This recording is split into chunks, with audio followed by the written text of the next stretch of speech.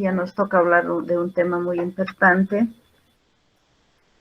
como son los estados hipertensivos del embarazo. Entonces, estas patologías,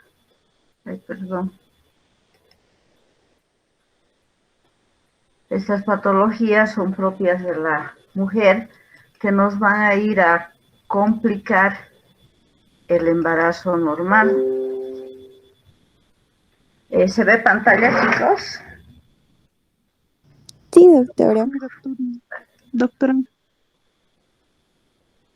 Entonces, los estados hipertensivos se dice que son la segunda causa más importante después de las hemorragias entre las enfermedades que nos complican el embarazo y también la causa de mayor mortalidad, tanto materna como fetal. La hipertensión va a complicar entre el 5 al 15% de todos los embarazos, y dentro de estos estados hipertensivos tenemos a la preeclampsia, que es una enfermedad multisistémica de causa desconocida y que solamente se va a presentar en el ser humano, que va a manifestar en la segunda mitad del embarazo y puede complicarse también en el parto o en el puerperio inmediato, puede presentarse, Esta preeclampsia entre los estados hipertensivos del embarazo también es la principal causa de mortalidad materna. ¿Por qué se presenta o cuál es la fisiopatología de los estados hipertensivos del embarazo? Se dice que el organismo materno presenta una respuesta inmunológica anormal frente a una implantación anormal de la placenta, una injuria placentaria, que se va a presentar aproximadamente a las 10 semanas de gestación. Y se dice también que esta alteración generalmente se debe a los genes paternos. Esta injuria placentaria nos va a llevar también a una función endotelial alterada. Como consecuencia de esto, va a haber una inflamación sistémica que va a estar representada por una activación en la cascada de coagulación. Aquí se dice que existe mayor producción de del tromboxano en relación a la prostaciclina, entonces, por lo tanto, se va a producir mayor vasoconstricción. Ustedes saben que la prostaciclina es un vasodilatador, entonces al haber mayor producción de tromboxano, va a haber una mayor vasoconstricción, mayor resistencia vascular y como consecuencia la hipertensión arterial. Al haber esta mayor vasoconstricción, también se produce una disminución del flujo útero-placentario, que nos va a llevar, en primer lugar, a la hipertensión arterial, o sea, va a afectar a la madre y también va a afectar al feto. ¿Qué pasará si existe una disminución del flujo útero-placentario en el feto, chicos? ¿Qué alteraciones podemos ver?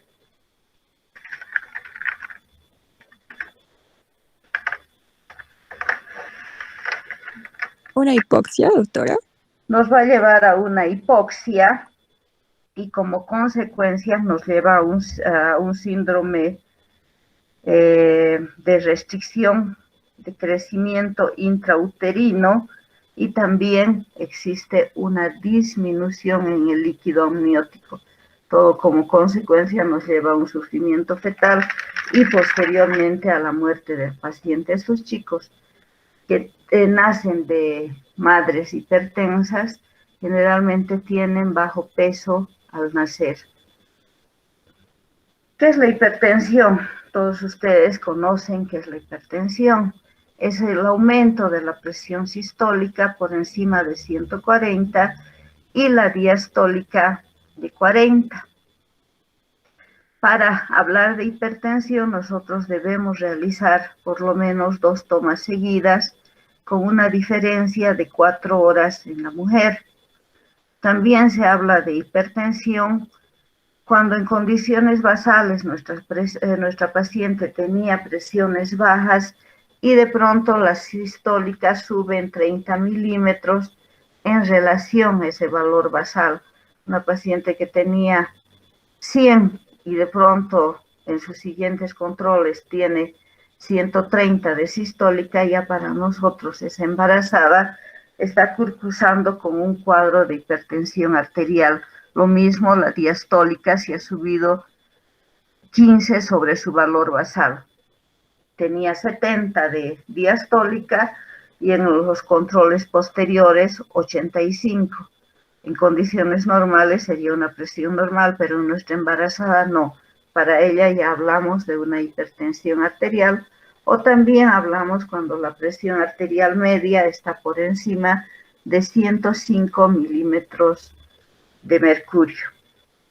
¿Cuáles son los factores de riesgo para que nuestras pacientes puedan desarrollar estos estados hipertensivos? Pacientes que ya han cursado con cualquier cuadro de hipertensión, ejemplo, una preeclampsia, pueden también en el siguiente embarazo volver a tener esta patología. Pacientes que cursan con enfermedades como la diabetes, embarazo múltiple. La historia familiar es importante. Hay genes que predisponen a que la mujer tenga esta patología. Entonces, si su madre, hermanas, abuelitas ha padecido esta enfermedad hipertensiva, entonces la hija también puede presentar. La edad materna en el primer embarazo es importante. Pacientes que se embarazan después de los 40 años son posibles portadoras de esta patología, y las multíparas en las que han tenido 2 o más abortos, que también va a haber una alteración en la placentación, van a tener esta patología. Se dice que también pueden presentar pacientes que se han vuelto a embarazar después de 10 años o más, y la enfermedad renal crónica también es importante. ¿Cómo clasificamos los estados hipertensivos? Clasificamos en 4 estadios de acuerdo al momento de su aparición. Entonces tenemos la hipertensión crónica o preexistente. La paciente ya cursaba con hipertensión arterial antes del embarazo. La hipertensión gestacional la hipertensión gestacional es aquella que la paciente va a adquirir después de las 20 semanas de gestación.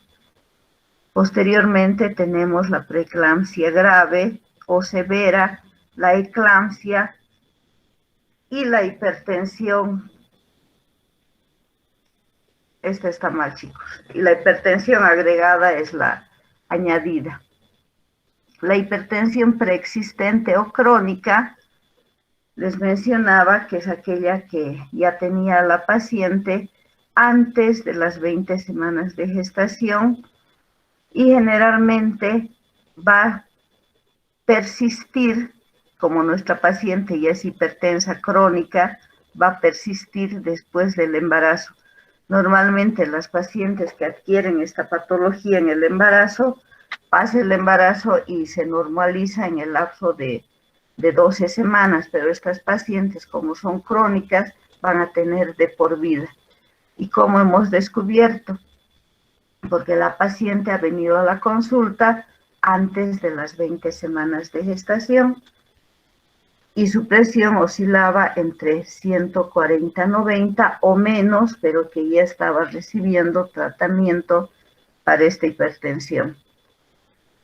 La hipertensión gestacional es aquella motivo de estudio que se va a presentar después de las 20 semanas de gestación y se caracteriza porque la presión sistólica es igual o mayor a 140 milímetros de mercurio y la diastólica igual o menor a 100 o diré a 90 milímetros de mercurio. Importante recordar que aparece después de las 20 semanas de gestación. Esta patología aparece en la segunda mitad del embarazo. La hipertensión gestacional se caracteriza porque simplemente la presión está elevada sin ninguna otra alteración. En esta patología no encontramos elevación o presencia de proteínas en orina. Y va a volver a la normalidad la presión arterial después de las 12 semanas de haberse producido el parto. Preeclampsia sobrepuesta a la hipertensión crónica. ¿Cuál es esta? Una paciente crónica que padece ya hipertensión arterial. Vamos a diagnosticar la preeclampsia o la hipertensión superpuesta cuando, aparte de la presión elevada que ya tenía antes de las 20 semanas de gestación, nosotros encontramos la presencia de proteínas en orina y estas están igual o por encima de 300 miligramos en 24 horas. La eclampsia, que se caracteriza porque aparte de la hipertensión y la presencia de proteínas, va a presentar nuestra paciente convulsiones. Al inicio habíamos mencionado que una causa entre estas patologías de mayor mortalidad se presenta en las pacientes que tienen preeclampsia. ¿Y qué es la preeclampsia? Ya hemos mencionado la hipertensión arterial diagnosticada en la segunda mitad del embarazo, es decir, después de las 20 semanas de gestación, y se caracteriza por presentar proteinuria igual o mayor a 300 miligramos en 24 horas. Antes se mencionaba una triada en la que existía hipertensión, proteinuria y edemas, pero el edema se ha retirado actualmente porque el edema se presenta generalmente en toda mujer embarazada. Entonces, para diagnóstico de la preeclampsia solamente necesitamos estos dos datos muy importantes. Esta paciente que tenía una presión entonces normal, después de las 20 semanas, va a elevarse y va a presentar la proteinuria. La preeclampsia es una lesión multisistémica, ya que compromete también a los órganos blancos, como son el riñón, hígado, cerebro, y dentro del embarazo va a producir alteraciones en la placenta, que ya habíamos mencionado. ¿Y cómo clasificamos la preeclampsia? En leve y en grave, de acuerdo a los datos laboratoriales y a la presión arterial. Hablamos de leve cuando la presión arterial está por encima o igual de 140/90, siempre habiendo controlado nuestra paciente en 2 oportunidades separadas de 4 horas. La proteinuria igual o superior a 100 o a 300 miligramos, también controladas en 24 horas. Habíamos dicho que la proteinuria de 24 horas, nuestra paciente debe recolectar toda su orina durante las 24 horas y todo lo que ha orinado llevar al laboratorio. Y la preeclampsia grave se caracteriza porque la tensión arterial ha subido mucho más. En estas pacientes la presión sistólica se encuentra por encima de 160 y la diastólica igual o superior a 110 milímetros de mercurio. Y la proteinuria, ustedes ven, vamos a encontrar 5 gramos en 24 horas. La preeclampsia leve es la que menos complicaciones va a tener y vamos a estudiar ahora qué características más tiene aparte de la hipertensión, presión sistólica y diastólica elevadas por encima de 160, 110 y las proteínas elevadas por encima de 5 gramos. En la preeclampsia grave, generalmente las enzimas hepáticas van a estar elevadas, la TGO por encima de 70, la GPT también por encima de 70. Vamos a encontrar elevación de la LDH por encima de 600 unidades por litro. La bilirrubina total está por encima de 1.2 gramos. Entonces, como ustedes ven, esta hipertensión ha hecho que se altere el organismo. Generalmente a todo nivel es una lesión multiorgánica. En este caso nosotros vemos que los valores hepáticos están elevados. A nivel hematológico existe una disminución de las plaquetas que se encuentran por debajo de 100.000. Normalmente están entre 250 a 400.000. La función renal también está alterada. La creatinina se encuentra por encima de 1.1 y existe disminución en la micción. Se dice que nuestra paciente orina menos de 50 mililitros por hora. Lo normal es de 300. Como un parámetro para diagnosticar la preeclampsia, se controlaba la dosis de ácido úrico, pero actualmente se ha retirado la dosificación del ácido úrico porque se ha visto que no nos predice como antes se suponía de que si está elevado el ácido úrico, mi paciente tiene probabilidades de tener una preeclampsia. Ahora no, se ha retirado. Antiguamente se decía que el ácido úrico que está por encima de 5.5 miligramos era el causante también o un predictor para el diagnóstico de nuestra preeclampsia.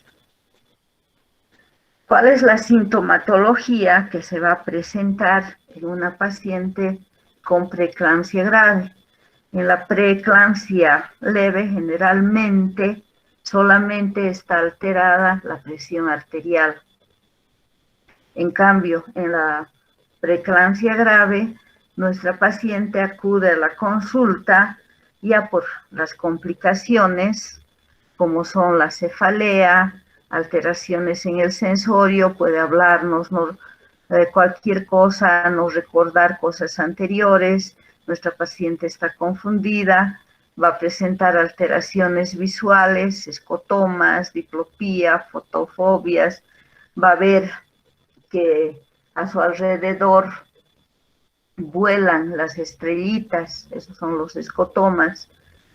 El dolor en epigastrio es importante en toda paciente con hipertensión arterial.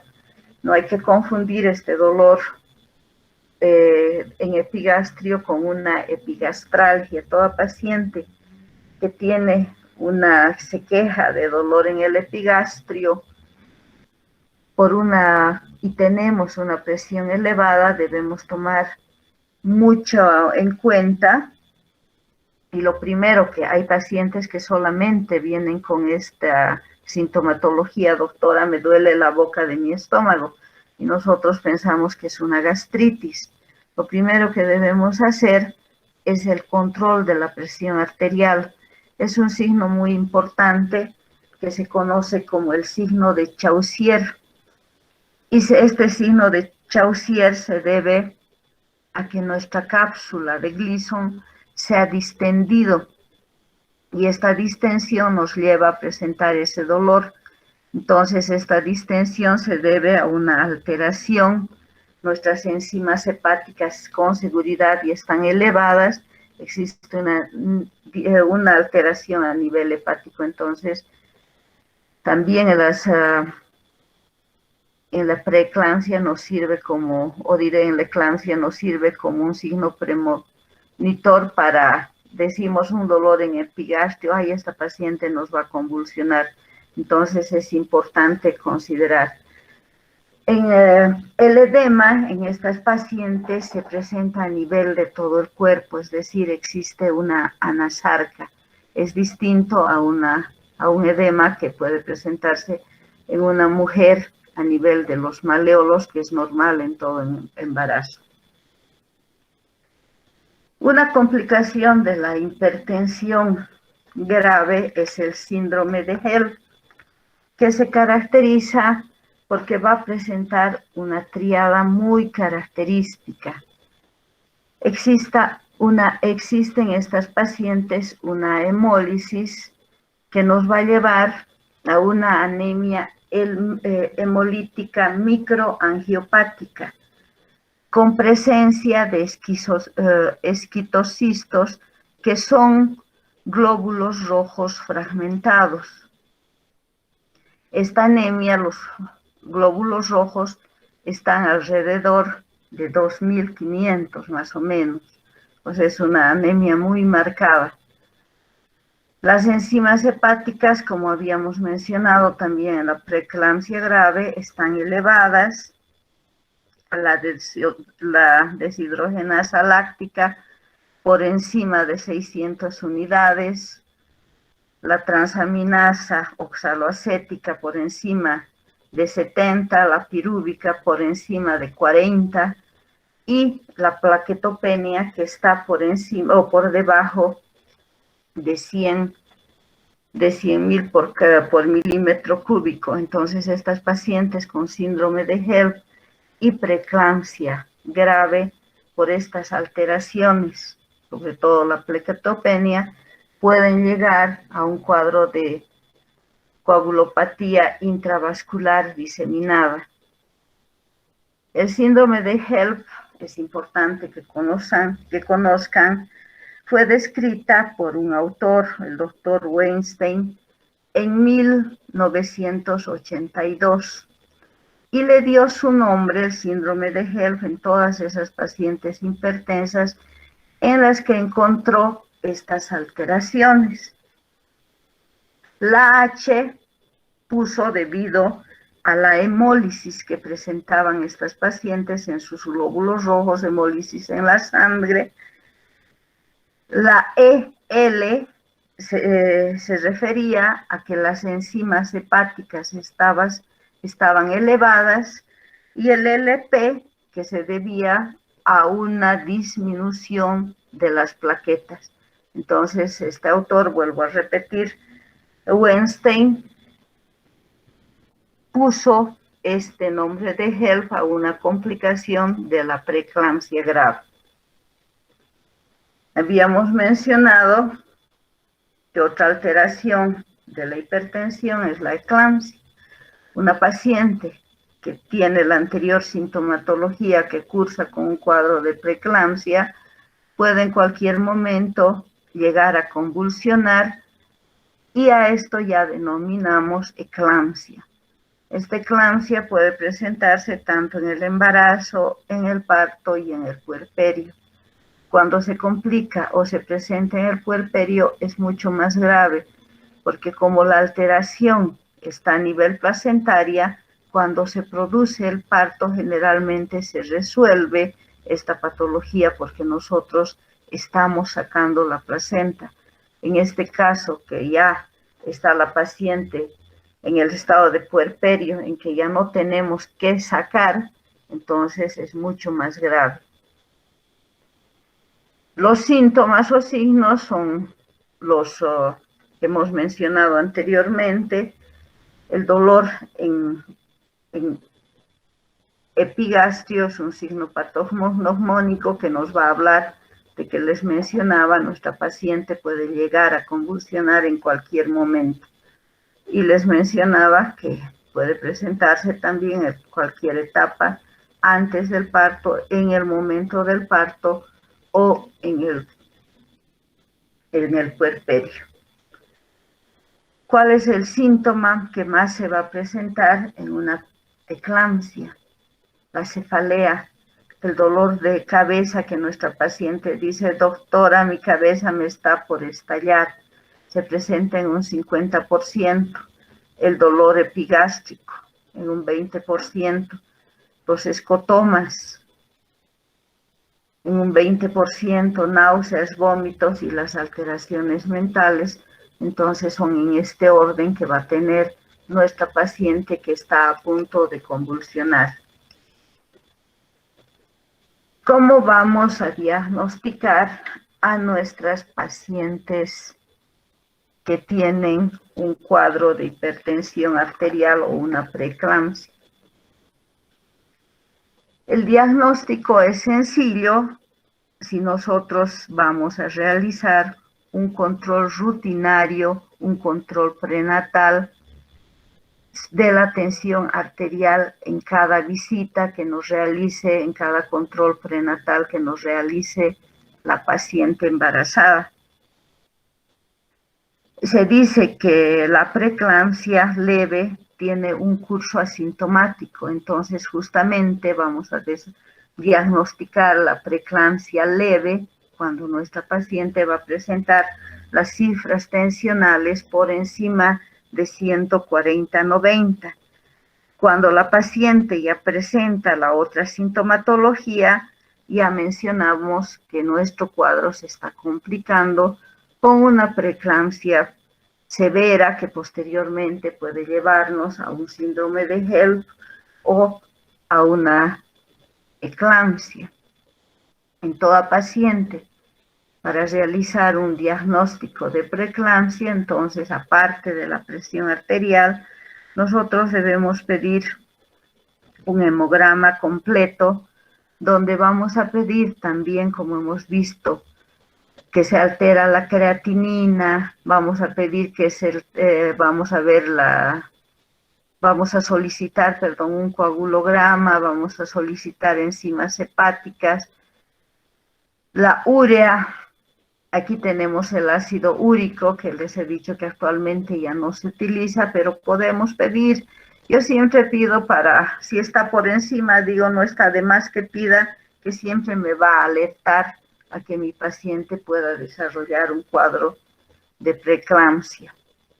Es importante en toda paciente que presenta sus cifras tensionales elevadas, pedir una valoración con oftalmología para ver si no existe daño a nivel de la retina y una valoración cardiológica. Hemos dicho que tiene un compromiso multisistémico, entonces aparte de ser valorada por nosotros, debe ser valorada por distintos médicos. Hemos hecho el diagnóstico y nosotros debemos realizar el tratamiento de nuestra preeclampsia. Y el tratamiento siempre se va a basar en restablecer o que nuestra paciente tenga una excelente salud materna y por lo tanto nuestro feto también va a estar bien. Debemos evitar siempre las crisis hipertensivas, es decir, la elevación brusca de la presión arterial, ya que nos pueden llevar a un óbito fetal. En el feto, si la hipertensión se ha presentado antes de las 34 semanas de gestación y nosotros queremos todavía detener ese parto, debemos hacer un tratamiento para madurar los pulmones de nuestro feto. En la preeclampsia leve, generalmente nuestra paciente no necesita tratamiento medicamentoso. ¿Qué vamos a hacer con estas pacientes? Vamos a hacer un tratamiento donde vamos a decir que tiene que comer bastante proteína. disminuir la sal de las comidas, no eliminar, sí disminuir, que se controle la presión arterial. Y si la presión solamente con el reposo, la dieta tiende a bajar, entonces nosotros nos mantenemos con esas indicaciones, pero en caso de que la presión arterial no logre bajar, ahí sí empezamos nuestro tratamiento con las distintas, con los distintos medicamentos, que vamos a ver a continuación. Es importante en toda paciente con preeclampsia y con elevación de la presión arterial que conozca los signos de alarma como son la cefalea, la epigastralgia, etc. El primer medicamento que nosotros podemos utilizar en una paciente que tiene preeclampsia leve es el alfa-metildopa, conocido con el nombre de Aldomet, y empezamos con dosis bajas. Empezamos con 250 miligramos y podemos administrar cada 12 horas. Si con eso ha superado su presión, está normal, entonces vamos a mantenerla hasta que la paciente tenga su parto, con las otras medidas higiénico-dietéticas, ¿no? Se dice que nosotros no debemos disminuir la presión arterial bruscamente, sobre todo la diastólica. En estas pacientes hipertensas no se aconseja que la diastólica esté por debajo de 80 milímetros de mercurio. ¿Qué medicamentos más podemos utilizar? Aparte de la metildopa, nosotros podemos, la metildopa o el Aldomet vienen comprimidos de 500 miligramos. Entonces, medio comprimido nos significa una dosis inicial. Podemos utilizar hasta 4 comprimidos por día.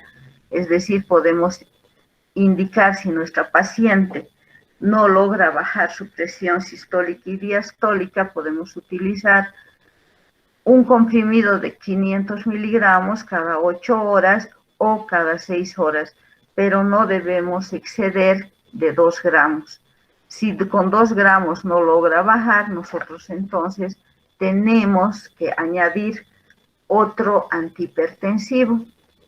Y generalmente lo que utilizamos es el nifedipino, que si se dan cuenta es nuestro medicamento de excelencia que vamos a utilizar para la amenaza de parto pretérmino también, ¿no? Entonces utilizamos el nifedipino 10 miligramos por vía oral. En inicio podemos utilizar cada 30 minutos si nosotros queremos bajar inmediatamente esa presión arterial y posteriormente ya podemos dar cada 6 a 8 horas. Acá nos indican no por vía sublingual. Los terapistas cuando encuentran una preeclampsia grave en que la presión arterial está por encima de 160, 110, utilizan por vía sublingual. El nifedipino para vía sublingual viene en gotas. Entonces ellos primero ponen 3 gotitas, a los 10 minutos controlan la presión arterial. Si ha bajado algo ya no le dan, pero si no ha bajado vuelven a darle otras 3 gotitas. Nosotros no utilizamos por el miedo a la hipotensión brusca, que también es bastante peligrosa, ¿no? Entonces siempre nuestra dosificación de 10 a 20 miligramos de 6 a 8 horas por día. Otros medicamentos que se utilizan para la hipertensión gestacional, para la preeclampsia, es el labetalol, que vienen comprimidos de 200 miligramos y podemos dar un comprimido cada 12 horas o cada 6 horas, siempre dependiendo de la presión arterial. Una vez que ha tomado nuestra paciente cualquier medicamento, nosotros a los 30 minutos, 15 minutos a 30 minutos, debemos volver a controlar para ver si es necesario añadir algún medicamento más o aumentar la dosis. Si con la dosis inicial se mantiene o baja nuestra presión, entonces nosotros la dejamos con esa medicación. Los corticoides vamos a utilizar cuando nosotros querramos madurar a nuestro feto y el parto estamos nosotros tratando de que se produzca dentro de los 7 días subsiguientes. Entonces vamos a utilizar, ya sabemos, la betametasona, 12 miligramos cada 24 horas durante 2 días seguidos. En la eclampsia, en que nuestra paciente ya ha convulsionado, ¿qué debemos hacer? Debemos proteger a la paciente, evitar que se muerda la lengua y tener una vía aérea permeable. En esta paciente vamos a lateralizar la cabeza, la vamos a poner a un lado y vamos a poner alguna compresa a la boca para evitar justamente que se muerda la lengua. Vamos a controlar la diuresis, vamos a colocar, por lo tanto, en vejiga una sonda Foley y le vamos a administrar anticonvulsivantes. Generalmente nosotros utilizamos como anticonvulsivante el diazepam que podemos administrar vía intramuscular. En esta paciente que ha convulsionado, podemos utilizar el sulfato de magnesio.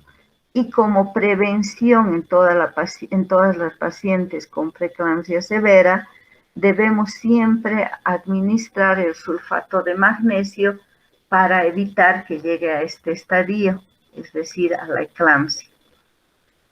Cuando una paciente convulsiona, inmediatamente se debe interrumpir el embarazo, es decir, meterla a quirófano para realizar una cesárea y evitar que nuestro feto se muera. Habíamos mencionado que el sulfato de magnesio, aparte de disminuir, de bajar la tensión arterial, de prevenir las convulsiones, nos sirve también como un neuroprotector en el feto. Por eso su importancia de que si nuestra paciente está internada, nosotros administremos el sulfato de magnesio. Pero también podemos intoxicar a nuestra paciente. ¿Y cómo nos damos cuenta de que se está intoxicando por la administración de sulfato de magnesio? Porque el reflejo rotuliano está disminuido, la frecuencia respiratoria está disminuida, la diuresis también tiende a disminuir, y cuando todos estos nuestros valores están disminuidos, nosotros decimos que nuestra paciente se está intoxicando y como tratamiento damos el gluconato de calcio, o sea, un antídoto del sulfato de magnesio es el gluconato de calcio. Ese es el tratamiento entonces que nosotros vamos a realizar en las pacientes que ya cursan con un cuadro de preeclampsia, ya sea leve, severa o grave, o que ya ha convulsionado. ¿Y cuándo vamos a interrumpir el embarazo?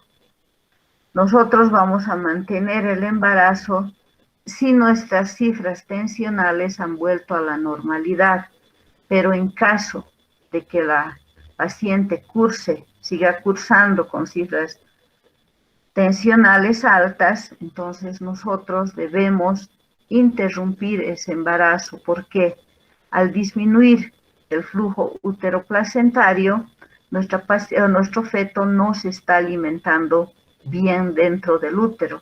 Entonces va a estar mejor fuera que dentro del útero materno. Hemos dicho que esta disminución del riego uteroplacentario va a hacer que nuestro feto no haya crecido adecuadamente. Entonces existe una restricción severa de crecimiento intrauterino, es otra causa también para que nosotros luego de haber madurado nuestro feto, interrumpamos ese embarazo. Disminución del líquido amniótico, otra indicación, paciente que ha convulsionado, un desprendimiento prematuro de placenta a causa de la hipertensión arterial, entonces son las indicaciones para interrumpir el embarazo en toda paciente hipertensa sin importar la edad gestacional. Lo que nos importa en medicina es prevenir cualquier patología, y en una paciente que ha cursado con preeclampsia o hipertensión gestacional, nosotros debemos prevenir a que se vuelva a presentar la misma patología en el embarazo posterior. Y actualmente se dice que en toda paciente que ha cursado con esta patología, debemos administrar antes que se embarace la aspirina. La aspirina en dosis bajas de 75 a 100 miligramos. Es lo que generalmente damos a los niños, la aspirineta. Podemos utilizar, si la paciente es embarazado, después del primer trimestre, y podemos utilizar también el calcio, 1,5 gramos por día. Se dice que el calcio no previene la preeclampsia, pero sí reduce su severidad. La aspirina sí nos previene la preeclampsia. Otra patología que es lo contrario de la hipertensión es el síndrome de hipotensión supina al final del embarazo. Y generalmente esta patología se debe a la compresión de la vena cava inferior por el útero de la gestante cuando está en posición de cúbito dorsal. Generalmente estas pacientes que están echadas de espalda, cuando nosotros comprobamos la presión arterial, esta está baja. Disminuye también el latido cardiofetal, y estas pacientes, si nosotros queremos ver que se trata de un sufrimiento fetal, debemos colocarlas en decúbito lateral izquierdo. Si la presión arterial vuelve a la normalidad y el latido cardiofetal vuelve también a la normalidad, decimos que es un síndrome de hipotensión debido a la posición de la paciente. Entonces, el único tratamiento que vamos a realizar en estas pacientes es indicarles que nunca duerman de espaldas, sino siempre en esta posición, colocando sábanas sobre la nalga para favorecer el intercambio útero-placentario.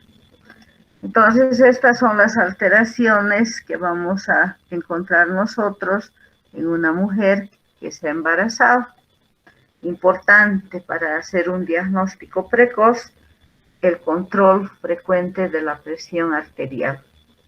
Y nuestras medidas, si nosotros vemos que está tendiendo esa presión arterial a subir, indicarle que disminuya la sal, que haga mayor actividad física. Generalmente las pacientes embarazadas creen que tienen que hacer reposo cuando están embarazadas. No, es importante que por lo menos caminen 15 minutos por día y consumir bastante proteína, una dieta hiperproteica. ¿Alguna pregunta si tienen, chicos?